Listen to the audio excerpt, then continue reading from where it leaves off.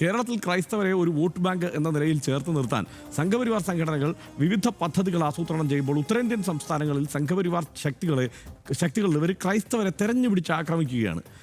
വൈദികർക്കും കന്യാസ്ത്രീകൾക്കുമെതിരെ ആക്രമണം പ്രതിദിനം വർദ്ധിക്കുകയാണ്. ക്രിസ്മസ് കരോൾ സംഘങ്ങളെ തെരഞ്ഞുപിടിച്ച് ആക്രമിക്കുന്നത് ആസൂത്രിതമല്ലെന്ന് കരുതാനും കഴിയില്ല. പ്രധാനമന്ത്രി നരേന്ദ്രമോദി ക്രിസ്മസ് ദിനം കുർബാനയിൽ പങ്കെടുക്കുന്ന അതേ സമയത്തും പുറത്ത് ക്രൈസ്തവർ ആക്രമിക്കപ്പെടുന്നുണ്ട്.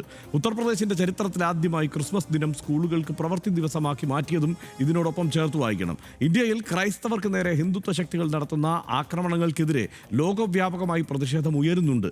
കത്തയച്ചും വിഷമതകൾ പങ്കുവച്ചും സഭാ നേതാക്കൾ പ്രതിഷേധം രേഖപ്പെടുത്തിക്കൊണ്ടേയിരിക്കുകയുമാണ്. ആക്രമണങ്ങൾ തടയാൻ ഗൗരവത്തോടെയുള്ള ഒരു ശ്രമവും സർക്കാരിൻ്റെ ഭാഗത്തുനിന്ന് ഉണ്ടാകുന്നില്ല എന്നതിൻ്റെ തെളിവ് മാത്രമാണ് നമുക്ക് ഈ വർദ്ധിച്ചു വരുന്ന അതിക്രമങ്ങളെ കാണാൻ കഴിയുക.